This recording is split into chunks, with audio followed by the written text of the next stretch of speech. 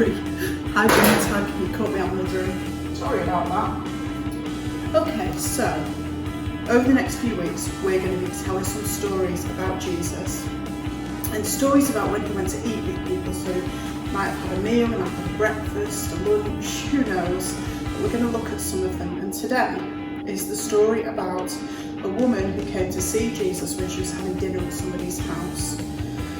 So, let me ask you a question first of all. What do you think is a good way to show people that you love them? A nice cup of tea? That might be nice. Certainly if mummy and daddy have had a long day. What about a hug? Oh, hugs are really hard at the moment, aren't they? But you can certainly hug those in your own house. What about a card? It's always nice, isn't it, when it's your birthday, or if you do something nice for someone, if you get a card, thank you, or say happy birthday. That's a lovely thing to do, and it shows people that you love them. In this meal that we're going to talk about, Jesus has been invited to eat at the home of a man called Simon. Simon was a Pharisee, which means he was a good church attending man. He was very well respected. People thought a lot of him.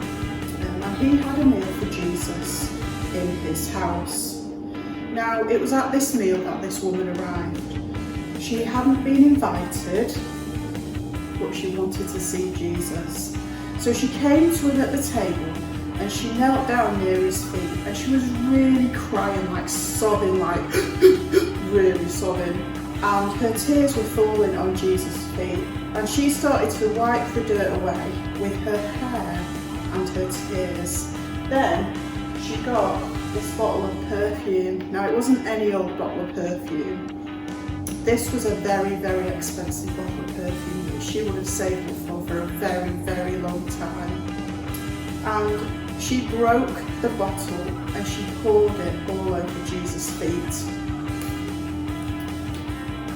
Now, that was a bit surprising, and it was also maybe a little bit embarrassing. Simon was not happy. He thought to himself, if Jesus knew what that woman was like, then he would tell her to get away from him. So this woman had a bad reputation and everybody knew about it. But Jesus did know what this woman was like. He knew every bad thing she'd ever done, and he didn't push her away or tell her to leave. He welcomed her because he knew what was really happening in her heart. Jesus knew that this woman hugely, massively loved him.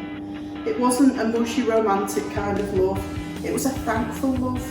She knew that Jesus loved her and welcomed her even though she'd done some awful things in her life. This woman, she understood who she was. She knew she needed a saviour. She knew she needed Jesus.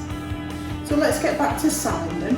He invited Jesus for a meal, but he hadn't done anything special for Jesus. He didn't wash Jesus' feet, which is something that people would normally have done. And that's because Simon didn't understand who Jesus was. He didn't understand that Jesus was the Saviour.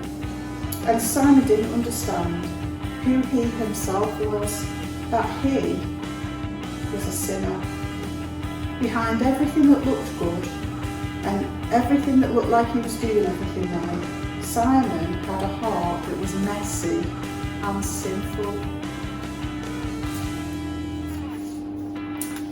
So two very different people had meals with Jesus that day. One thought he was good, one knew she wasn't good.